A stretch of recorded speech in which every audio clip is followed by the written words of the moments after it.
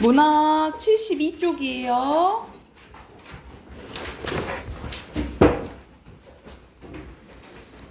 자, 오늘 할 작품은 박시전인데 이거는 이제 예전 고전 소설입니다. 고전 소설인데요. 고전 소설의 전반적인 특징 선생님이 써주고 그다음 본문 한번 봐볼게요. 자, 우리 고전 소설, 현대 소설 나누는 기준은 언제라 했지?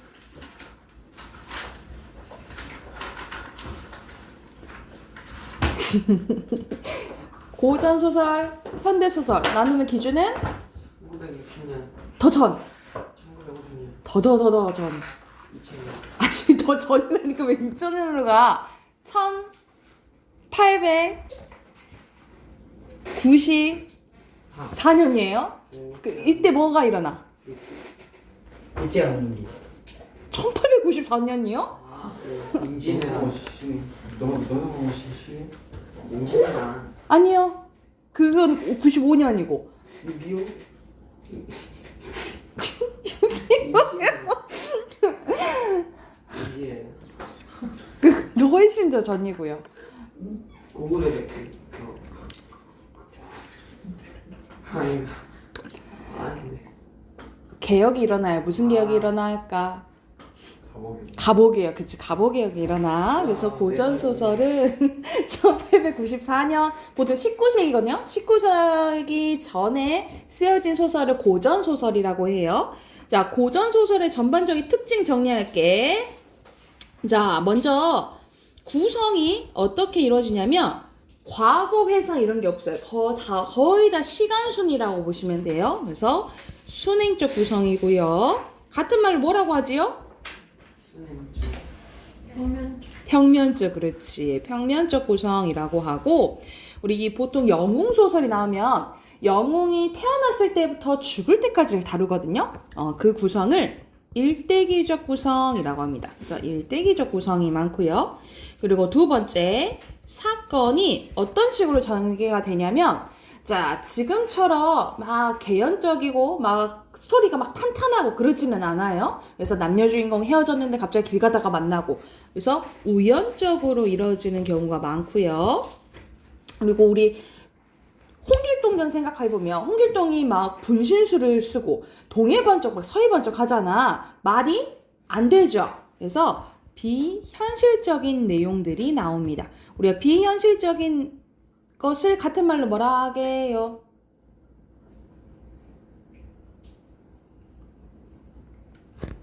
전기적이라고 해요. 전기적. 그래서 전기적인 요소가 나타나냐? 이렇게 물어보면 비현실적인 요소가 나타나냐? 이거랑 같은 말이라고 생각하시면 될 것 같아요. 그리고 세 번째, 인물들은 어떤 인물들이 나오냐면 한번 성격이 정해지면 잘 안 변해요. 우리 흥부 놀부 생각하면 흥부는 계속 착하고 놀부는 계속 못됐잖아, 그치? 그래서 성격이 변하지 않는 것이 평면적 인물이라고 하고요. 바로바로 필기하면서 볼게요. 그리고 우리 효녀 하면 누가 생각나요? 너 효녀야? 효녀 하면은 심청이, 그치? 심청이 생각나지? 이런 식으로 어떤 사회 집단이나 계층을 대표하는 인물을 전형적 인물이라고 해요. 전형적. 써놓으시면 될 것 같아요. 그래서 고전 소설의 인물들은 대체적으로 평면적이고 전형적이다라고 생각하시면 될 것 같고요. 그리고 주제는 거의 이건 주제랑 결말이랑 거의 같이 쓸게. 거의 행복한 결말이고요. 다 그런 건 아니지만, 그래서 착한 놈은 복 받고 나쁜 놈은 벌을 받아요. 그게 대표적인 권선징악, 인과응보라고 보시면 됩니다. 뿌린 대로 거둔다라고 생각하시면 될 것 같아요. 그리고 마지막 다섯 번째, 시점이에요. 시점은 다 3인칭 전지적 작가 시점이에요. 그런데 고전 소설의 특징은, 자, 3인칭 전주 작가 시점은 서술자가 상황에 대해서 그리고 인물의 마음, 심리에 대해서 다 아는 거잖아요. 그렇죠? 그래서 가끔 가다가 서술자가 그 상황에 대해서 개입하는 경우가 있거든요. 그 개입하는 것을 뭐라고 하지요? 땡땡땡땡 땡땡.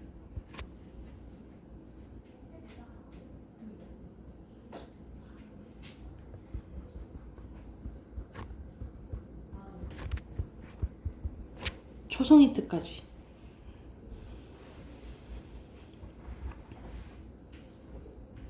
아무도 몰라? 맞춰봐. 평가예요. 그럼 뒤에는 뭐가 들어가 있어? 논평. 논평. 그렇지. 무슨 논평? 편집자죠. 오케이. 편집자적 논평. 오. 편집자적 논평이라고 한다라고 보시면 돼요. 그래서 여기까지 정리하고 스토리 반 봐볼게요. 필기 안 한 사람 바로바로 필기하시고.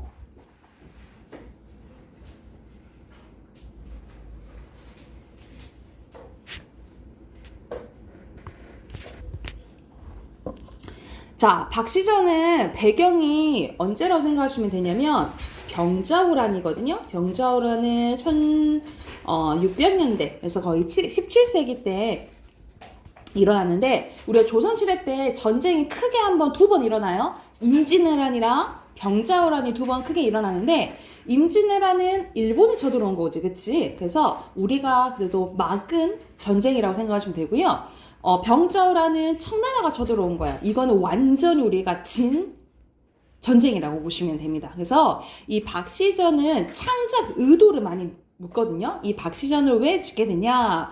말 그대로 병자호란에 지게 됨으로써 우리가 민족적으로 엄청난 상처도 많이 받고 피해를 많이 입었단 말이죠. 그래서 이런 민족적인 이제 자긍심을 조금 올리기 위해서, 그리고 우리 전쟁은 누가? 남자가 하잖아, 그치? 여기서는 박씨는 여자예요. 여성 영웅을 주인공을 내세웠거든요. 그래서 약간의 남성을 조금 비판하는 내용도 좀 있다라고 생각하시면 될 것 같아요.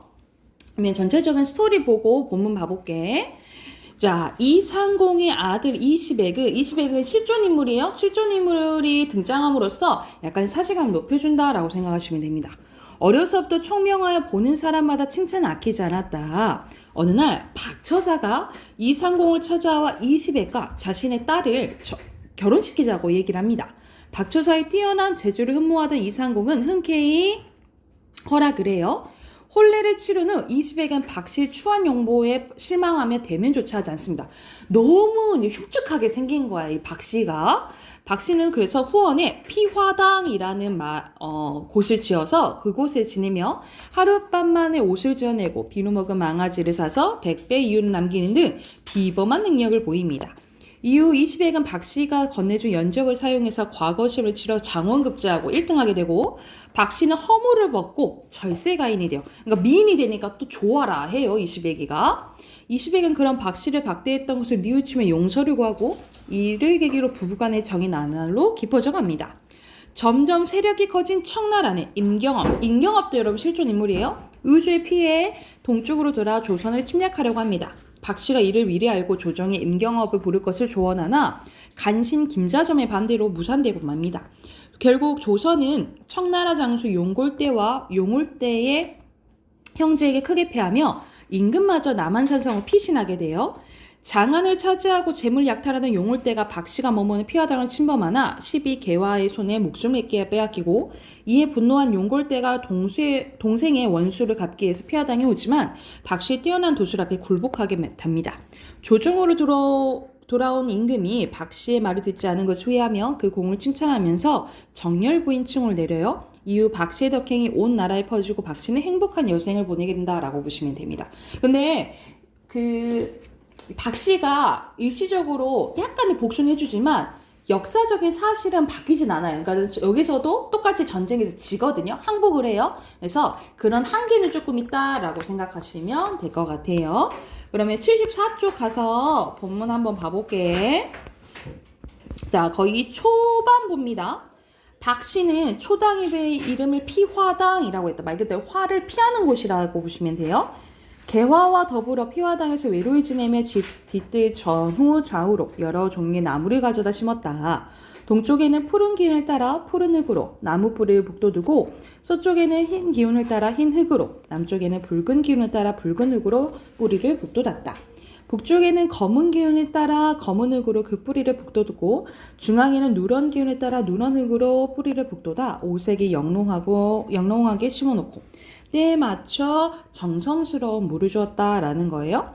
박 씨의 근황을 궁금해하던 상공은 개화를 불러서 묻습니다. 요즘 부인은 무슨 일로 소일하더냐? 뒤뜰에 온갖 나무를 심으시고 소녀로 하여금 기르게 하고 있습니다. 상공이 개화에 따라 들어가 주위를 둘러보니 온갖 나무가 사면에 무성하게 자라 있었다. 나무는 용과 범이 변하여 바람과 비를 부른 듯하고 가지는 무수한 새와 뱀이 서로 꼬리를 맞대고 있는 듯했다. 그 모습은 너무나 엄숙해서 똑바로 쳐다보기 어려울 정도였다. 이 사람이 곧 신선이구나. 나로서는 감히 그 재주를 헤아릴 수 없을 것이다. 거듭 반복하며 이제 며느리인 박 씨를 불러요. 저 나무는 무슨 일을 심었느냐? 귀룡화복은 인간의 삶과 늘 함께하는 것입니다. 뒷날 무슨 일이 생겼을 때 그 무슨 일이라는 것은 병자호란 얘기하는 거야. 청나라가 쳐들어오는 거.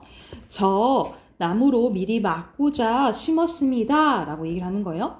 그렇다면 혹 지금 이 집 이름을 피화당이란 것도 그거 관련 있냐? 그럽니다.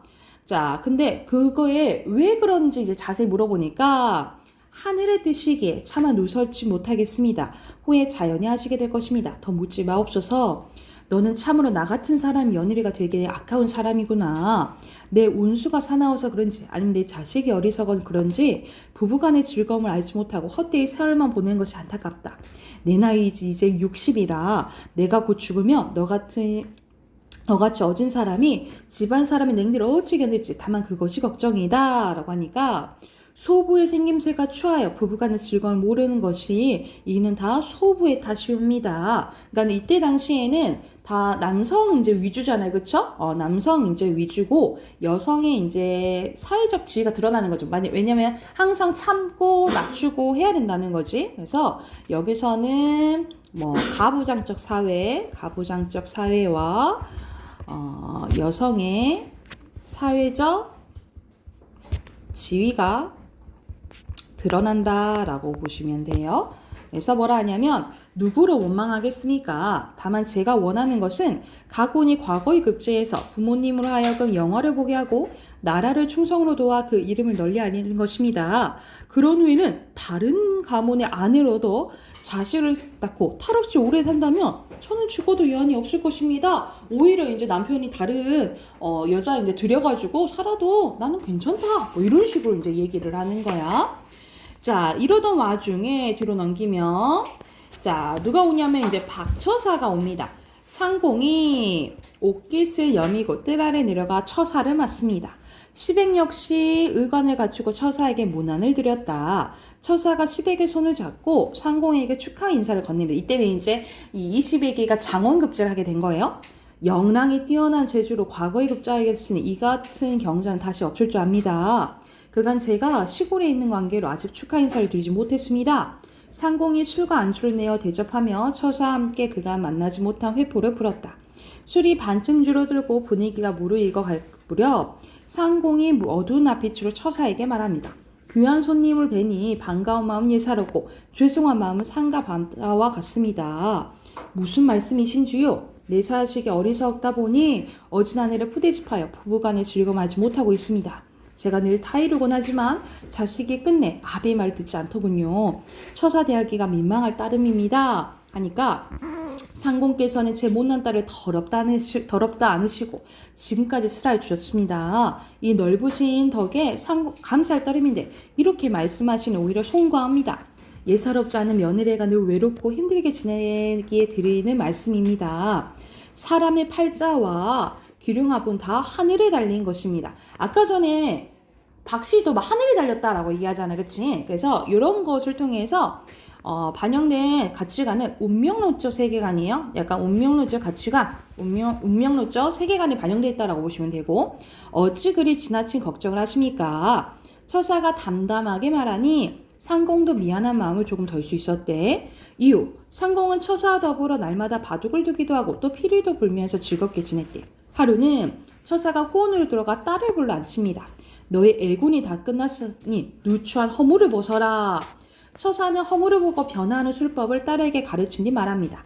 허물을 벗거든 버리지 말고 시아버지에게 옥으로 된 함을 짜달라고 해서 그 속에 넣어두어라. 사실 이게 발이 안 되잖아, 그치? 자, 이런 게 비현실적인 요소죠. 선생님 이거 같은 말 뭐라 한다 했지? 같은 말 뭐라 한다 했죠? 전기적인 요소예요. 전기적. 그러고는 딸과 함께 정담을 나누다가 밖으로 나와 상공에게 작별 인사를 드렸다. 상공이 못내 섭섭해하며 만류했지만 처사는 듣지 않았다. 할 수 없이 한 잔 술로 작별을 고하고 문 밖으로 나가 전송하였다. 지금 헤어지면 다시 만나기 어려울 것입니다. 늘 건강하시고 복을 누리시기 바랍니다. 아니 그것이 무슨 말씀이십니까? 이제 상공과 이별하고 산에 들어가면 다시 속세로 나오지 못할 듯하여 드리는 말씀입니다. 자, 상공이 슬프게 작별 인사하니 처사는 학을 타고 공중으로 올라가 오색 구름을 헤치며 나아갔다. 잠시 후 구름이 거쳤는데 처사의 간 곳은 보이지 않았대. 여기도 비현실적인 요소고요. 그날 밤 박씨는 몸을 깨끗이 씻은 뒤 둔갑술을 부려 허물을 벗었대요. 이것도 비현실적인 요소죠. 날이 밝은 후 박씨는 개화를 불렀는데 개화가 들어가 보니 전에 없던 절세가인이 방 안에 앉아 있었대. 여인의 얼굴은 아름답게 그저 없었으며 그 태도는 너무나 신이 기이했다. 월궁항하나 무산선녀도 따르지 못할 듯했고 서시와 양귀비에 미치지 못할 정도였대. 그만큼 예뻤다 이 말이야. 자, 한쪽 더 있거든요. 이제 뒤로 가면은 많이 이제 생략돼 있는데 이 부분은 거의 이제 결말 부분이에요. 결국 인조가 이때는 조선 인조 때거든요. 인조가 결국 남한산성에서 한 달간 버티다가 항복을 하게 됩니다. 이제 항복을 하는데 용골대는 실존 인물이에요. 근데 그의 동생 용울대는 실존 인물이 아니야. 근데 여기서 용울대가 이 박씨에 의해서 죽거든요. 그래서 그걸 복수하기 위해서 용골대가 지금 박씨를 찾아온 상황이라고 생각하시면 돼요. 모든 장조를 뒤로 물린 채 왕비와 세자, 대군을 모시고 장안의 재물과 미녀를 거두어 돌아갈 채비를 꾸렸다. 오랑캐에게 잡혀가는 사람들의 슬픈 울음소리가 장안을 진동을 했대요. 박씨가 개화를 시켜서 용골대에게 소리칩니다. 무지한 오랑캐 놈들아, 내 말 들어라. 조선의 운수가 사나워. 여기서는 이 전쟁에서 진 이유가 우리의 운이 나빴다라고 얘기를 하는 거야. 그래서 은혜도 모르는 너희에게 패배를 당했지만, 그러니까는 역사적인 사실은 바뀌어요, 안 바뀌어요? 역사적인 사실은 바뀌지 않아요. 그래서 여기서는 바뀌지 않았다라는 것을 알 수 있고, 왕비는 데려가지 못할 것이다. 만약 그 뜻을 둔다면 내 너희를 몰살할 것이니 당장 왕비를 모셔오너라. 그러니까는 그러니까는 말 그대로 왕비는 데려가지 말아라 라고 얘기를 하는 거야. 가소롭구나. 우리는 이미 조선 왕의 항서를 받았다. 데려가고 안 데려가고는 우리의 뜻에 달린 것이니 그런 말을 입 밖에 내지도 마라 라고 큰 소리 친 거야. 너희의 뜻이 진실로 그러하다면 이제 내 재주를 한 번 더 보여주겠다 하면서 개화가 주문을 외자 문득 공중에서 두 줄기의 무지개가 일어나며 모진 비가 천지를 뒤덮을 때 쏟아졌대요. 여기도 비현실적인 요소죠. 그래서 박씨의 이제 비범한 능력을 할 수 있다라고 보시면 되고, 뒤에 얼음이 열고 그 위로 흰 눈이 날리니 오랑캐 군사들의 말발굽이 땅에 보다 한 걸음도 옮기지 못하길 이었대. 그제야 용골대는 사태가 예사롭지 않음을 깨달았어요. 당시 우리 왕비께서, 여기서 우리 왕비는 청나라 왕비께서 분부하시기에 장안에 신인이 있을 것이니 20백의 후원을 범치 말라 하셨는데 과연 그것이 틀린 말이 아니었구나. 지금이라도 부인에게 빌어 무사히 돌아가는 편이 낫겠다. 그래서 용골대가 무릎을 꿇고 애걸합니다. 소장이 천하를 두루 다니다 조선까지 나왔지만 지금까지 무릎을 꿇은 적은 한 번도 없었습니다. 이제 부인 앞에 무릎을 꿇어 비나이다. 부인의 명대로 왕비는 모셔가지 않을 것이니 부디 길을 열어 무사히 돌아가게 해주십시오. 그래서 약간의 지금 복수를 하는 거지 지금 박씨가. 그래서 박씨가 뭐라 하냐면 원래는 너희의 씨도 남기지 않고 모두 죽이려고 했다. 하지만 내 사람 목숨 죽이는 것을 좋아하지 않게 용서하는 것이니 네 말대로 왕비는 모셔가지 마라. 근데 네가 부득이 아니 그러면 여기서는 대군이랑 그 세자도 못 들어가게 해야 될 거 아니야? 근데 너무 웃겨요. 너희가 부득이 세자와 대군을 모셔간다면 그 또한 하늘의 뜻이게 거기까지 못 하겠대. 그래서 왜냐면 역사적으로 진짜 세자와 대군이 볼모로 가게 되거든요. 그래서 역사적 사진을 아예 바꾸지는 못한 상황이라고 보시면 돼요. 부디 조심하여 모셔가라. 그렇게 하지 않으면 신장과 갑옷 입은 군사들을 몰아 너희를 다 죽인 후 너희 국왕을 사로잡아 분함을 풀고 무주한 백성까지 남기지 않을 것이다. 할 수 있으면 그렇게 하면 좋은데 그지? 나는 앉아있어도 모든 일을 알 수 있다. 부디 내 말을 명심하여라. 하고 말씀들에게 황송하오나 소장 아우의 머리를 내주시면 부인의 태산 같은 은혜를 잊지 않을 것입니다. 듣거라. 옛날 조양자는 지백의 머리를 오칠하여 두고 진양성에서 패한 원수를 갚았다 하더구나. 우리도 용을 때 머리를 내어주지 않고 남한산성의 패한 본을 조금이라도 풀 것이다. 이게 이 소설의 창작 의도라고 보시면 돼요. 그러니까 약간의 지금 패한 분을 지금 풀려고 하는 거야. 아무리 애거를 해도 그렇게 하지는 못할 것이다 하면서 용골대는 그저 용골대의 머리를 보고 통곡할 수밖에 없었다라는 내용입니다. 그래서 이렇게 이제 돌아가게 됐다라는 이야기라고 보시면 될 것 같아요. 선생님이 이거는 창작 의도가 중요하다 했잖아요. 그치? 그래서 거의 주제가 그 내용이라고 보시면 돼요. 74쪽 가서 주제 쓸게요. 자, 여기서는 갈래가 영웅소설, 군담, 전직 나온 거 군담소설이고요. 자, 주제는 두 가지 쓸게요. 첫 번째, 박씨의 영웅적 기상과 제주고요. 두 번째는 청나라에 대한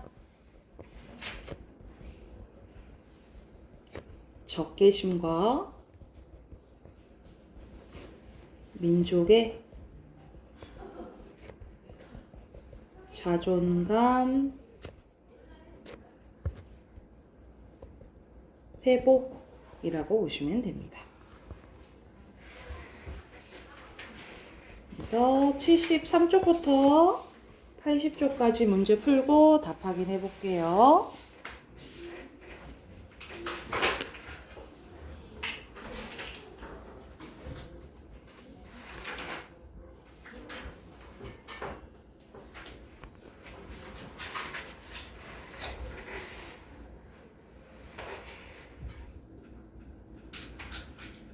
다 했나요?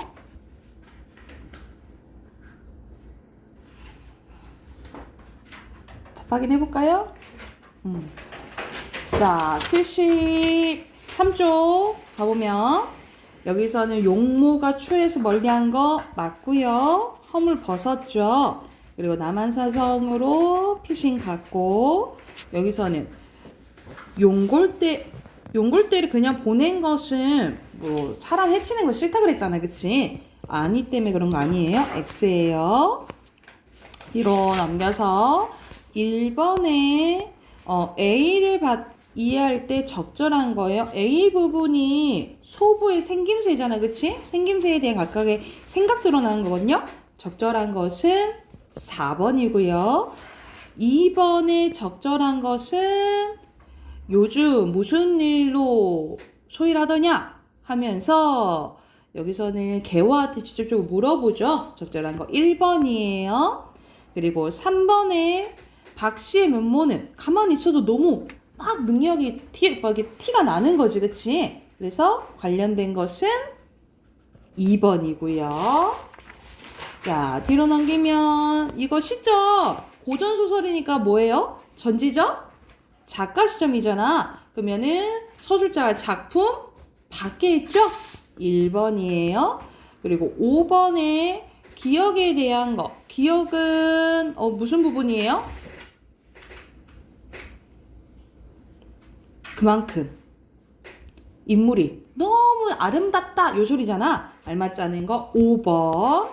6번의 비현실적인 요소는 다 얘기해줬죠? 5번입니다. 자, 7번 가볼게요. 7번에 윗글에 대한 설명으로 적절하지? 아는 것은 4번. 박 씨가 할 말을 개화가 직접적으로 다 해주고 있죠. 우회적은 돌려 말하는 거야. 그리고 8번에 알맞지 않은 것은 2번이고요. 자, 9번에 선생님이 이게 창작도 중요하다 했잖아요. 그치? 이게 대표적인 이런 문제예요. 적절한 거 5번입니다.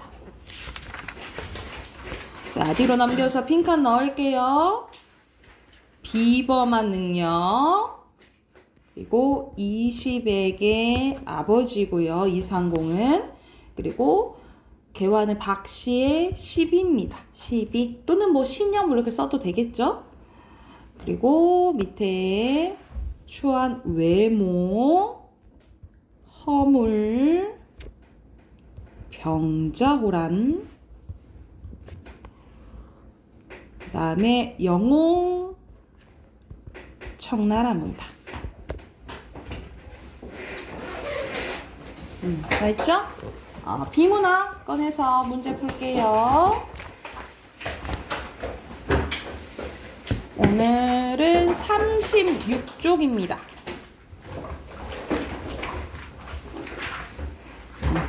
36쪽부터 39쪽까지 또 풀고 같이 한번 봐볼게요.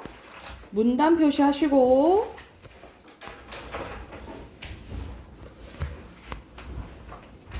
이런 문단 여기 중간에 있어요. 그래서 총 5문단입니다.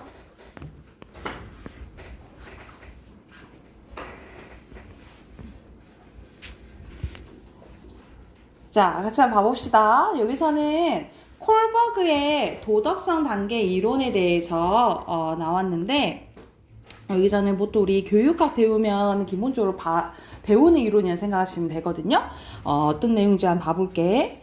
도덕적 판단이란 어떤 행위나 의도를 일정한 기준에 따라 좋은 것 혹은 정당한 것으로 판단하는 것을 의미합니다. 그런데 도덕적 판단의 기준은 사람이 성장함에 따라 달라질 수 있는데 도덕성 발달 단계를 연구한 콜버그는요. 사람들에게 하인츠 딜레마를 들려주고 하인츠 행동의 옳고 그름에 대한 질문을 이제 합니다.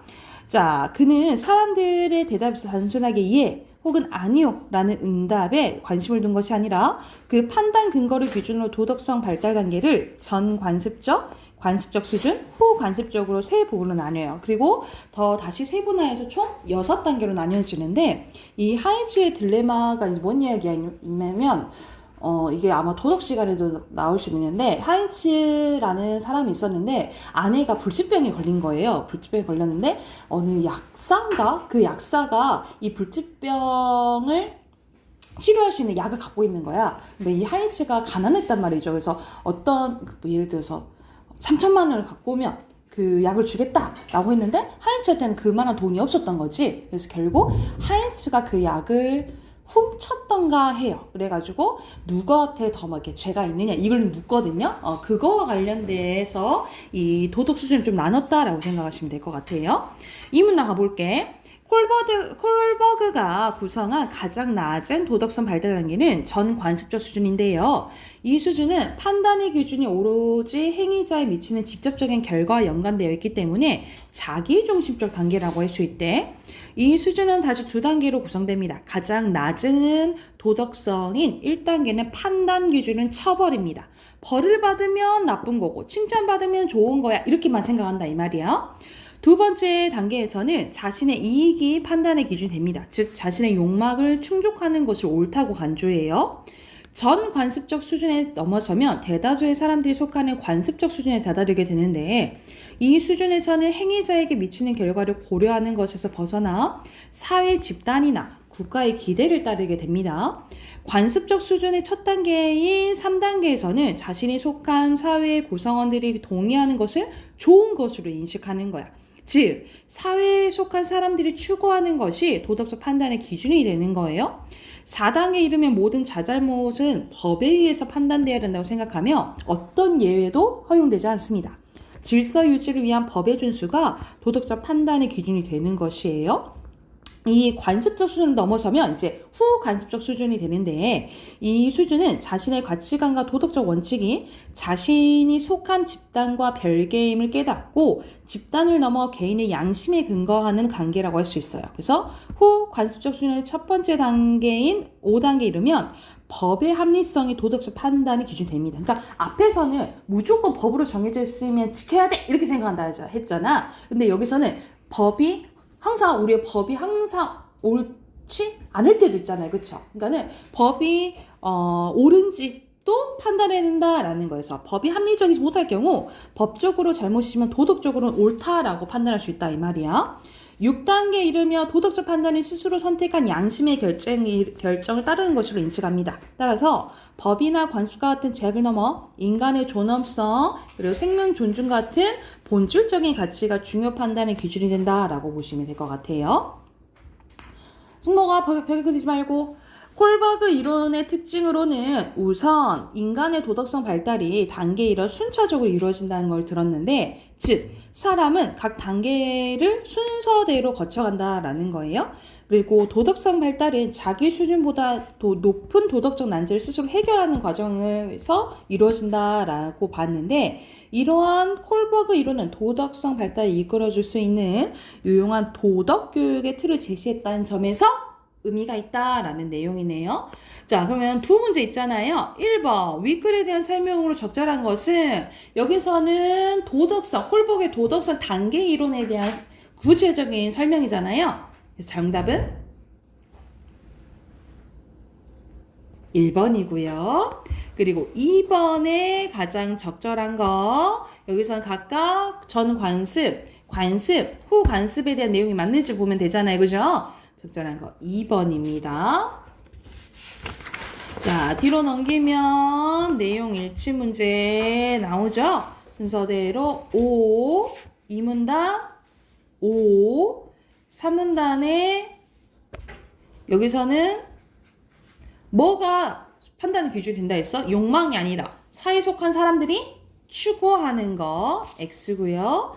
4문단에 5, 사회성 발달이 아니면 뭐야?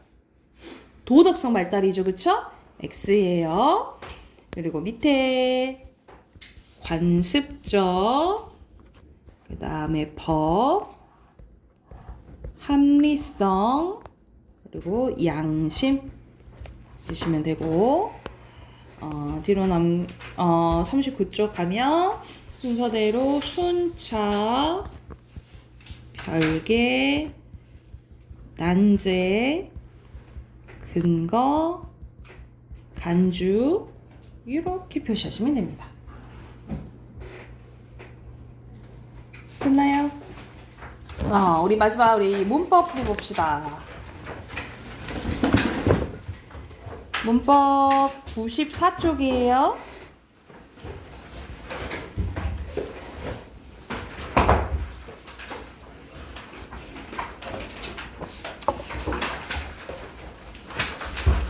자, 우리 앞에서 문장 성분 했었어, 그치? 문장 성분 총 몇 개라 했죠? 9개. 그건 품사고. 6개. 어잉? 4개. 5개. 선생님이 구품사 뭐로 기억하라 했어? 구품사 7성분 그래. 구품사 7성분 그래서 총 7개였고 자 오늘은 이제 문장의 종류 할 거예요. 우리가 문장의 종류는 여러분 오른쪽 위 보면 자 문장의 종류는 크게 두 가지로 나뉘어진다라고 생각하시면 돼요. 혼문장과 견문장으로 나뉘어져요. 혼문장과 견문장으로 나뉘어지는데 자 이걸 나누는 기준은 주어와 서술어의 개수라고 생각하시면 돼요. 주어와 서술어의 관계가 한 번만 나타나면 혼문장, 두 번 이상 나타나면 견문장이라고 생각하시면 돼요. 다시 한번 주어와 선생님 주어를 간단히 S라고 서술어를 P라고 할게요. 주어와 서술어가 한 번 나타나면 뭐? 혼문장, 주어와 서술어 두 번 이상 나타나면 견문장이라고 보시면 됩니다. 근데 여러분 주어와 서술어를 잘 찾아야 되거든요. 주어와 서술어를 잘 찾아야 되는데 94쪽 주어 서술을 잘 찾아야 되는데 선생님이 여기 주어는 여러분 생략되는 경우가 많거든요. 생략되는 경우가 많아서 서술어를 잘 찾아야 돼. 근데 서술어에 선생님이 세 가지 품사가 올 수 있다 그랬는데 뭐가 올 수 있다 했죠? 동사, 형용사, 그리고 서술격 조사, 이다, 그치? 그래서 요것을 잘 찾아야 된다라고 생각하시면 돼요. 이게 한 개만 나오면 호문장, 두 개 이상 나오면 뭐라 생각하면 돼? 견문장, 이렇게 생각하시면 될 것 같습니다. 오늘 할 거는 이어진 문장이에요. 자, 이어진 문장은 둘 이상의 호문장이, 여러분 연결어미 동그라미, 이 연결어미를 통해서 말 그대로 두 문장이 이어지는 것을 이어진 문장이라고 해요. 그래서 간단하게 얘기하면 관련된 주어 서술어, 그 다음에 주어 서술어가 나오는데 이걸 두 문장을 이어주는 게 이 연결어미라고 생각하시면 됩니다. 이 연결어미로 힌트를 얻으시면 돼요. 자, 이 이어진 문장은 또 크게 두 가지로 나뉘어지는데 대등하게 이어진 문장이랑 종속적으로 이어진 문장으로 나뉘어집니다. 대등은 말 그대로 같은 등급으로 합쳐진 거예요. 그래서 앞뒤 문장 바꿨을 때 의미 변화가 없어요. 예를 들어서 지민이는 잘생겼는데 필통은 못생겼다 했을 때 앞뒤 문장 바꿔볼게. 필통은 못생겼지만 지민이는 잘생겼다. 앞뒤 문장 앞뒤 문장 바꿔도 의미 변화가 없죠. 그러면 대등이라고 생각하시면 돼요. 근데 종속은 앞뒤 문장 바꿨을 때 의미 변화가 있거나 말이 안 된다라고 생각하시면 되거든요. 예를 들어서 채원이가 아파서 병원에 갔어. 근데 앞뒤 문장 바꿔볼까? 채원이가 병원에 가서 아팠어. 우리 아파서 병원에 간 거랑 병원에 가서 아픈 거는 다르잖아요. 이런 식으로 의미가 달라지거나 말이 안 되면 종속적으로 이어진 문장을 생각하시면 될 것 같아요. 자, 그럼 봐보자. 대등은 의미 관계가 세 가지가 있거든요. 자, 이거를 조금 외워둘게. 의미 관계. 자, 나열을 나타내는 연결어에 뭐가 있냐면 뭐뭐하고 뭐뭐하며가 있어요. 그래서 하늘은 높고 바람은 시원하다면 이거 나열이고 대등하게 이어진 문장이네 하고 힌트를 얻으면 되는 거야. 그리고 대조는 상반된 걸 의미해요. 뭐뭐하나 뭐뭐하지만. 그래서 어제는 맑았으나 오늘은 비가 온다. 그래서 은하. 그리고 선택은 뭐뭐하거나 뭐뭐하든지. 우리 하든지 말든지 많이 들어봤지, 그치? 이때의 선택이에요. 짜장면을 먹거나 짬뽕을 먹어라. 이런 식으로 이렇게 연결어미로 힌트를 얻으시면 돼요. 다시 한번. 뭐뭐하고 뭐뭐하면은 뭐야? 나열. 뭐뭐하나 뭐뭐하지만은 뭐예요? 대조. 뭐뭐하거나 뭐뭐하든지는 뭐야?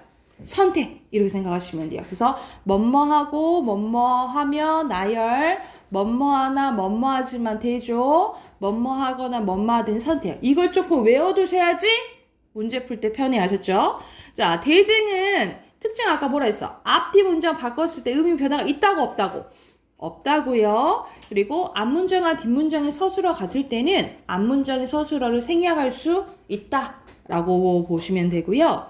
그에 반해 종속에는 크게 의미 관계가 5가지가 있네요. 첫 번째, 원인입니다. 원인은 대표적으로 뭐뭐해서 뭐뭐하니 뭐뭐함으로 대표적으로 뭐뭐해서 기억하시면 돼요. 뭐뭐해서. 비가 내려서 길이 미끄러운 거야. 그래서 약간 앞문장이 뒷문장이 약간 꾸며주는 구조다 라고 생각하면 종속적으로 이어진 문장을 생각하시면 돼요. 자, 조건은 뭐뭐하면 뭐뭐하거든. 대표적으로 뭐뭐하면. 그러니까 예를 들어서 시험에서 100점 맞으면 자동차 사줄게. 이럴 때 이런 거 있잖아요. 그래서 뭐뭐하면 조건이라고 생각하시면 돼요. 그래서 최선을 다하면 여러분 이거 목적어야. 주어 아니야. 그러니까 주어랑 서술을 잘 봐야 된다고. 다하면 결과가 좋다. 이런 식으로 여러분 주어 서술어 표시 항상 하세요. 주어 서술어. 그리고 목적은 뭐뭐하러 뭐뭐하려고입니다. 해돋이를 보려고 일찍 일어났다. 봐봐, 여기서는 다 주어가 생략되어 있는 거거든요. 이런 식으로 서술어 잘 찾아야 된다고. 그리고 양보는 뭐뭐 할지라도 뭐뭐 해도입니다. 비가 올지라도 외출을 할 것이다. 이런 식으로 이거는 양보고요. 배경은 뭐뭐 하는데입니다. 집에 가는데 아니, 선생님 잘못했다. 이거 집에는 부사예요. 집에 가는데 선생님께서 부르셨다. 이런 식으로 종속에는 5가지 있어. 뭐 있어? 원인, 조건, 목적, 양보, 배경이에요. 다시 한번. 원인의 대표적인 게 뭐야? 뭐뭐해, 서. 조건은 뭐뭐하면. 그리고 의도는 뭐뭐하러 또는 뭐뭐하려고. 양보는 뭐뭐할지라도. 배경은 뭐뭐하는데예요. 그래서 여러분 이 연결어미를 외워야 돼. 그래서 아까 전에 요 연결어미 있죠? 요 연결어미는 대등적 연결어미라고 부르고요. 대등적 연결어미. 요 밑에 있는 거는 뭐라 부를까? 그럼 이거는 종속적 연결어미라고 부르겠죠. 그렇죠? 여러분 이건 조금 외워놔야 돼. 이거는 여러분 3학년 때 나오거든요. 3학년 때 학생들이 좀 가장 어려워하는 부분이에요. 그래서 이거는 연결어미를 조금 외워야지 문장 찾는데 쉬워요. 그래서 항상 주어 서술어 표시하는 거. 간단하게라도 선생님이 SP로 하잖아. 간단하게라도 주어 서술어 표시하는 연습을 하셔야 돼요. 자, 특징은 앞문장과 뒷문장의 순서를 바꾸면 의미가 통하지 않거나 달라질 수 있고요. 앞문장과 뒷문장의 서술이 같아도 이거는 생략할 수 없는 경우가 있다라고 보시면 됩니다. 그래서 여러분 연결어미를 힌트 얻어야 돼. 봐봐. 봄이 와서 꽃이 피었다. 원인. 집에 도착하거든. 연락처. 조건. 그는 밖을 보려고 창문을 열었다. 목적이나 의도. 잘 못해도 끝까지 한다. 양보. 이야기를 시작하는데 종이 울렸다. 이거는 배경이야. 이런 식으로 주어 서술을 표시하고 뭐 봐야 돼? 연결어미 봐야 돼. 뭐 봐야 된다고요? 연결어미 봐야 돼, 여러분. 그래서 이거는 여러분 조금 외우시고 오늘 가서 외우시고 95쪽부터 숙제로 해올게요. 97쪽까지 표시. 97쪽까지 숙제로 해오시고 여러분 해와야 돼. 외우시고 그 다음에 문제 푸세요. 아셨죠? 하고 내일 단어는 1강. 1강 선생님 보기 없이 봐요. 보기 없어. 그래서 1강 다시 외우시면 됩니다. 아셨죠? 여기까지.